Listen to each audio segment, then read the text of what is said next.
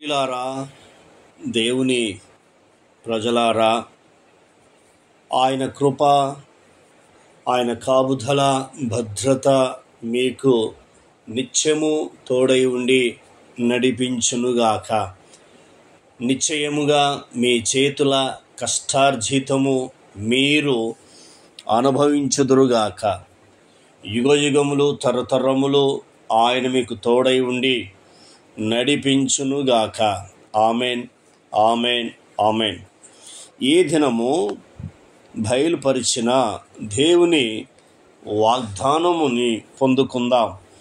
లేవి కాండము 26వ అధ్యాయము 3వ వచనము నుండి 6వ వచనం వరకు చదివి ధ్యానించుకుందాం.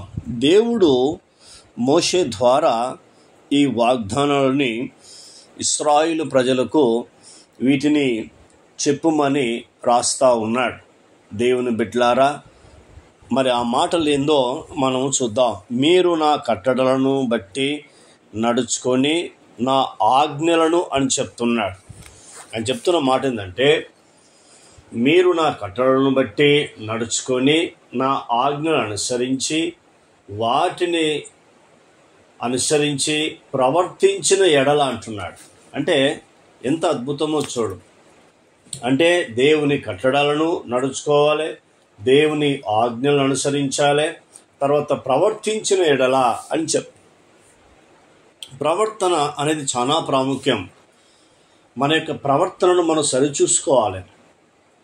దేవుని మందిరానికి వెళ్ళినప్పుడు మన ప్రవర్తన ఎలా ఉంది? ఎందుకంటే యేసు క్రీస్తు రక్తములో కడగబడిన వారు వీళ్ళు పరిశుద్ధులు అని దేవుని యొక్క వాక్యము సెలవిస్తూ ఉంది.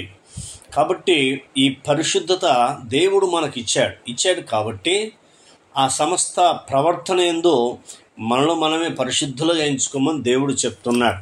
మొదటిది.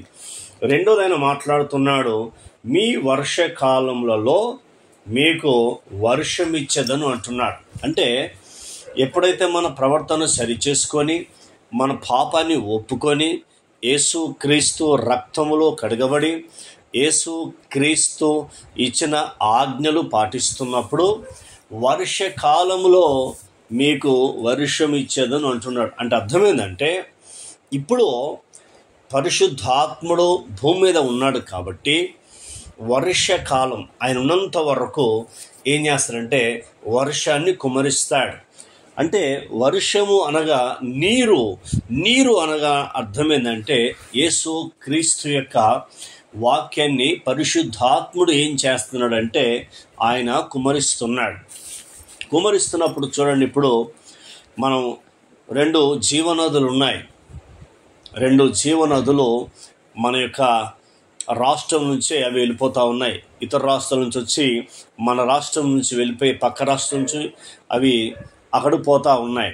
అవి చూడండి, ఆ రాళ్ళు దొల్లుకుంటా వస్తున్నప్పుడు ఆ కరుకు రాళ్ళు ఆ ముట్టుకొనగానే ఆ గుచ్చుకునే రాళ్ళు ఏమవుతాయంటే నీరు వాటిని ఏం చేస్తుంది, రాపిడి చేసినప్పుడు ఏమవుతుందంటే ఆ యొక్క కరుకు తనము వెళ్ళిపోతుంది, నులుపుగా తయారవుతాది. అలాగే నేననే స్వభావం నాది అనేది నేను సంపాదించాను అనే ఆ యొక్క ప్రవర్తన నుంచి ఈ వాక్యమైన నీరు మనల్ని ఏం చేస్తుందంటే దొల్లుకుంటా ఇక్కడ నుండి ఈ లోకమనే అరణ్యము నుండి పరలోకానికి నడిపిస్తూ ఉంది. ఆ పరిశుద్ధాత్ముడు ఇప్పుడు భూమి మీద ఉన్నాడు. ఆయన వర్షాన్ని కురిపిస్తున్నాడు. కాబట్టి వర్షాన్ని కురిపిస్తానని ఇక్కడ దేవుడు వాగ్దానం చేస్తున్నాడు. మొదటి. రెండోది ఏం చేస్తున్నాడంటే మీ భూమి పంటనిచ్చును. చూసారా, మీ భూమి పంటనిచ్చును అంటున్నాడు. అంటే ఇప్పుడు యేసు క్రీస్తు ప్రభువారు ఉపమానాల్లో ఆయన చెప్తున్నాడు. ఏం చెప్తున్నాడంటే, విత్తనము దేవుని వాక్యము అన్నాడు. విత్తనము దేవుని వాక్యం అంటే అర్థం ఏంటంటే, ఆ వాక్యము విత్తనముగా ఉన్న వాక్యము ఏమవుతుంది, ఇప్పుడు నేలని మన హృదయములో ఎప్పుడైతే నాటబడుతుందో ఆ వ్యక్తి ఏమవుతాడు, నూరంతలుగా ఫలించే వ్యక్తిగా దేవుడు చేస్తాడని పరిశుద్ధమైన గ్రంథము మనకు తెలియపరుస్తూ ఉంది. కాబట్టి ఇవన్నీ చివరి దినాలు, అంత్య దినాలు, ప్రమాదకర దినాల్లో నేనున్నాం. కాబట్టి నేలనే ఈ హృదయంలో ఏం కావాలంటే దేవుని వాక్యము విత్తబడాలి. అది విత్తబడుతున్నప్పుడు ఖచ్చితంగా ఏమవుతుంది మనకు అర్థమవుతుంది. లూకా సువార్త 8వ అధ్యాయము మనం 11వ వచనం చదివితే ఆయన చెప్తున్నాడు, ఈ ఉపమాన భావం ఏమనగా విత్తనము దేవుని వాక్యము. చూసారా, విత్తనము దేవుని వాక్యము అని మనకు బైబిల్ సెలవిస్తాం. తర్వాత 15వ వచనం చెప్తున్నాడు, మంచి నేల నుండి విత్తనము పోలిన వారు ఎవరనగా యోగ్యమైన మంచి మనసుతో వాక్యం విని దానిని అవలంబించి ఓపికతో ఫలించువారంటున్నాడు.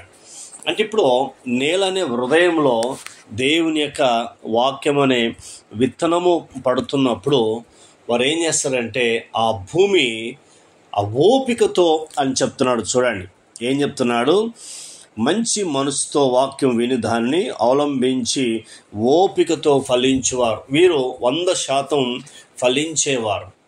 అందుకే దుష్టుడు ఇప్పుడు ఏం చేస్తున్నాడంటే వాక్యము హృదయములో ఫలించకుండా ఎత్తుకొని పోతున్నాడు. అందుకే ఈనాడు చాలామంది క్రైస్తవులు భౌతికంగా అంటే శరీర సంబంధంగా ఫలిస్తున్నారు, కానీ ఆత్మ సంబంధంగా ఫలించలేకపోతున్నారు. ఆత్మలో పేదరికం ఉంది, శరీరంలో ధనవంతులు కావచ్చు, కానీ ఆత్మలో పేదరికం ఎప్పుడు పోతుందంటే క్రీస్తు యొక్క వాక్యము నీ హృదయంలో సమృద్ధిగా ఉన్నప్పుడు పోతుంది. మొట్టమొదటిగా చెప్తున్నాడు, భూమి పంటలు ఇచ్చును, మీ పొలము చెట్లు ఫలించును అంటున్నాడు. పొలము చెట్లు ఏమవుతాయంటే అవి ఫలిస్తాయి. 2వ వాగ్దానం. 3వ వాగ్దానం ఏం చేస్తున్నాడంటే మీరు తృప్తిగా భుజించి మీ దేశంలో నిర్భయంగా నివసించేదారు. అంటే 3వ చెప్తున్నాడు, మీరు ఏ దేశంలో అయితే ఉంటున్నారో మీరు తృప్తిగా తిని నిర్భయముగా నివసించేదరు అని చెప్తున్నాడు. 4వది చెప్తున్నాడు, ఏం చెప్తున్నాడంటే ఆ దేశంలో నేను మీకు క్షేమమును కలగజేసేదను.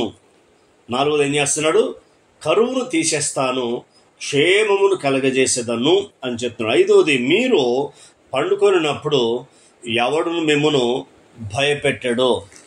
కొందరు పండుకున్నప్పుడు నిద్రపోతున్నప్పుడు భయం వేస్తుంది, అర్థమవుతుందా? ఇంట్లో తల్లిదండ్రులు ఉన్నా అందరున్నా కూడా కొందరు ఏమవుతారంటే భయపడుతూ ఉంటారు. కానీ దేవుడు చెప్తున్నాడు, మీరు పండుకొనినప్పుడు ఎవడును మిమ్మను భయపెట్టాడో. తర్వాత 6వ చెప్తున్నాడు, ఆ దేశంలో దుష్టమృగము లేకుండా చేసేదను, మీ దేశంలోనికి ఖడ్గము రాదు. ఇన్ని విషయాలు చెప్తున్నాడు. 7 విషయాలు దేవుడు వాగ్దానం చేస్తున్నాడు. మరి యేసుక్రీస్తులో ఉన్న నీవు నేను కూడా వీటిని స్వతంత్రించుకుందాం. ఎందుకు బాధపడుతున్నావు? ఎందుకు బాధపడుతూ చింతిస్తున్నావు? నీ కరువును తొలగించి దేవుడు క్షేమముని కలిగించే దేవుడు. ప్రార్థన. కన్న తండ్రి నీకు స్తోత్రాలు. విన్న మాటలు దుష్టతకు పోకుండా సహాయం చేయండి. ఈ మాటల ద్వారా మీరు మమ్మల్ని ధైర్యపరిచి ఆదరించి తృప్తిపరిచినందుకు మీ కృతజ్ఞతలు చెల్లిస్తూ యేసు నామములో అడిగినవన్నీ పొందుకున్నాం తండ్రి, ఆమెన్. దేవుడు మనందరినీ దీవించి ఆశీర్వదించునుగాక. Amen, amen, amen.